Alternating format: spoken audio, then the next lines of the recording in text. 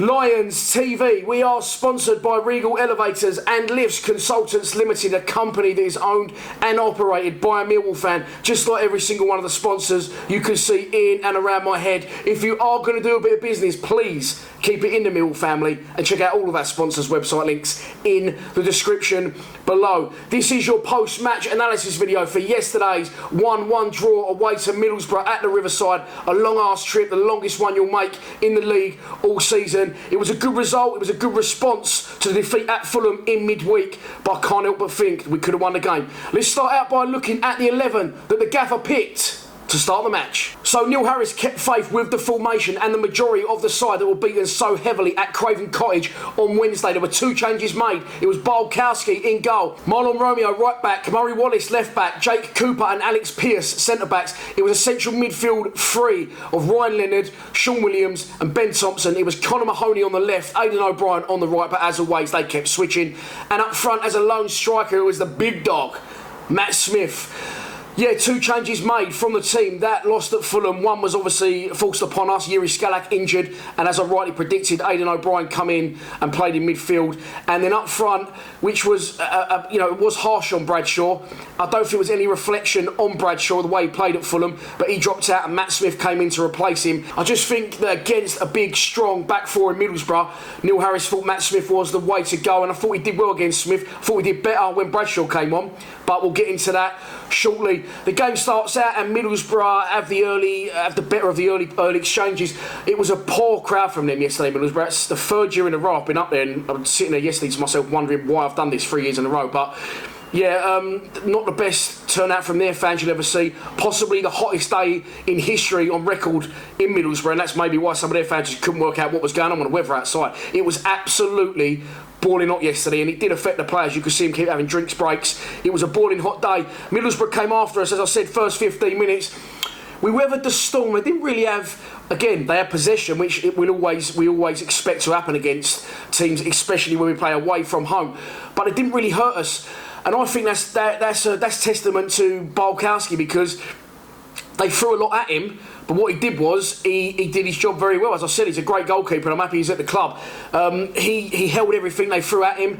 He showed confidence, he assured his own back four with his handling and also with his distribution beyond his handling and his saves. His distribution was very good, putting good throws out to Romeo right, Murray Wallace left and got us on the front foot. So well done to the goalkeeper, and it just shows you again, if you've got someone that not only is a good goalkeeper but the rest of the team and especially the defence have faith and confidence in, it can really generate well across the pitch. After that, we got a foothold of the game. We had some chances. Ben Thompson pulls an absolute worldie of a save out of Darren Randolph. He tips over the bar. It was a Tomo special, sort of 20-25 yards, curling into the top corner. And I watched it on the replay this morning. Darren Randolph's gone up and it's clipped his pinky almost and gone over. But it's a brilliant save. You can't knock him for that. I think from the resulting corner, a header comes in. I'm not sure whether it's Smith or Cooper. They look very similar, especially when they're about 3.5 miles away in the state of my mince pies. But it's a corner that's hung up nicely to the back post. We've got it on toast now with those corners, and in flies. It could have been Cooper, it could have been Smith. There's probably half inch in it. That's what she said. But yeah, it's a header that goes off the bar, off the underside of the line, and again Middlesbrough ride their luck. It was a funny one, because Middlesbrough, when you look at the comments from their fans, they think they should have won the game and that they should have had at least 2 penalties. For once, I will say, I don't know if there was penalties. I've watched them back. One comes at Romeo very quickly. The one towards the end, they're saying was a penalty. Bulkowski saves it and it goes wide. So, conflicting reports from different sets of fans. It's good to see.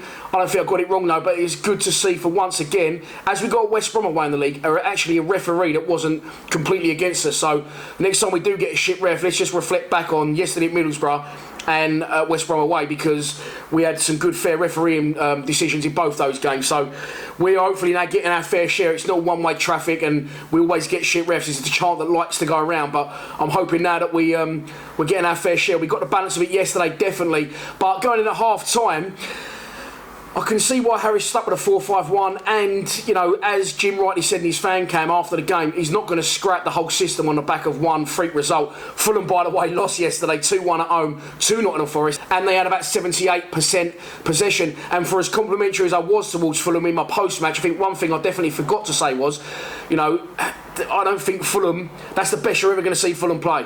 You know, everything they tried come off that day. I hope Scott Parker walked off the pitch and went and bought a lottery ticket, because they were brilliant, they were devastating, but absolutely everything they did came off. And I think, again, you know, we can take a little bit, we can lick our wounds in a way and think, you know, we've been on the end of receiving one there, possibly one that won't ever happen again. And let's hope it doesn't. But we definitely turned it around yesterday. We come out for the second half, and at half time all the fans are down in the concourse, we're all talking, saying, yeah, we should be winning it, we should be winning this game. And again, you know, it's a point on the board, it's a point we're all happy with. But I just feel if we had asserted ourselves a little bit more aggressively, a little bit more forward thinking, and gone 4-4-2, like I said, we would have definitely won the game. I have absolutely no question in my mind about it. But Middlesbrough, again, you know, they've come out the second half, they've not really had a go, but they've got a little bit more possession than we would have liked, forced a few corners, and I don't think that's a good side at all. I think it showed their fans getting so excited about the little bit of possession they did have and the corners they were forcing, how bad they actually are. I don't think they're going to do anything this season. I think you could see them struggle. Definitely think you could see Middlesbrough struggle. I'll be surprised if they're mid-table on yesterday's showing and looking at previous results they've had this season. But eventually they get the breakthrough. Again, watching that one back, I can't really make my mind up on it. I don't think it was anyone was at fault particularly. I just think it was a good little pattern of play. It cut straight through the middle of us. A little left foot through ball, a good run, and he wrong foots Bolkowski. He sort of hit before Bolkowski managed to set himself. Wasn't a big man's fault in goal. Wasn't anyone's fault, I didn't really think.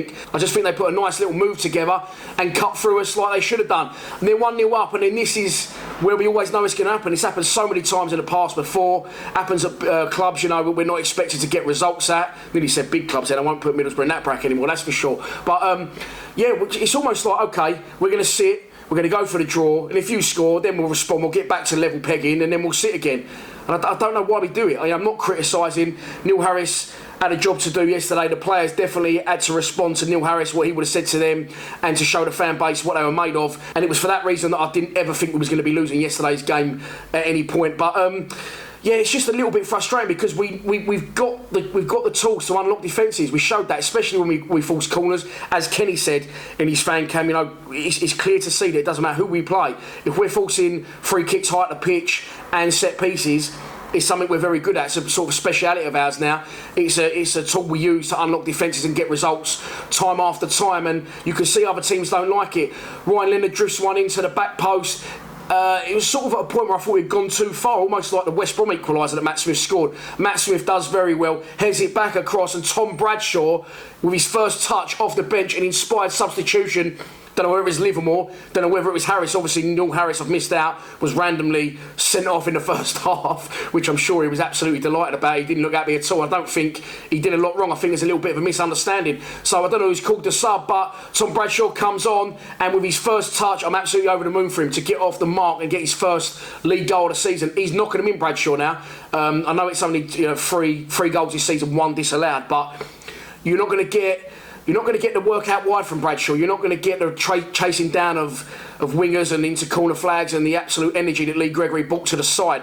But I don't think it's a bad thing. I like my strikers to stay central. I'd say especially if you're playing off a big man. I love my centre forward to be lazy almost. Just stay in and around Matt Smith, especially with Tom Bradshaw's pace, and just explode when you need to. Take your chances when they come. And it's exactly what he did. It's a flick in. Is it a back flicking? I'm not sure what it is, but it didn't matter. Tom Bradshaw was over the moon. I was over the moon for him, as I'm sure a lot of the fan base were. And he gets his first league goal for the club. His second of the season. I think he's second in 3 games. And as I said, it would have been 3 in 3 games, or 4 games maybe. But yeah, he's looking like a striker that could definitely have more goals in him than Lee Gregory. And I'm not saying he's going to be an all-round better player than Lee Gregory, but Lee Gregory is a thing of the past now. And with Stoke rock bottom of the league, Gregory could be scratching his head wondering if he's done a wrong, and I'm sure his pay packet though will always sway him otherwise. So after that we could have gone on and won it. Matt Smith went up for a couple of headers yesterday before Bradshaw come on, and he sort of mistimed his headers, but I think it was because he didn't have anyone around him. He's thinking, hang on, what the fuck am I actually going to do with this header with no one around me? He had a shot as well, Matt Smith, that Darren Randolph kicked straight to him, and he's not the most mobile, is he? And he sort of got out his feet and hit it back first time. But I thought we did well yesterday, Matt Smith, and I thought we thrived when Bradshaw come, and it just seemed to give him a purpose to him being up there and winning those headers. And I said, having Bradshaw playing just off him, it happened again. The old 1-2, it worked very well. Flick on from Smith. Bradshaw was through.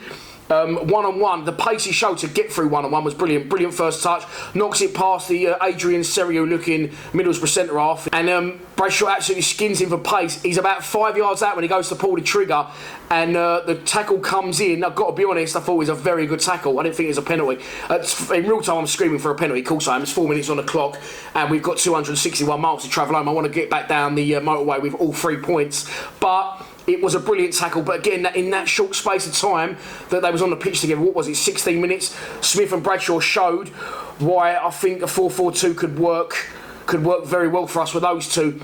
It won't always be away from home, but again, yesterday against a side that didn't look confident, didn't look like they had anything particular going forward, didn't look like they had the best support.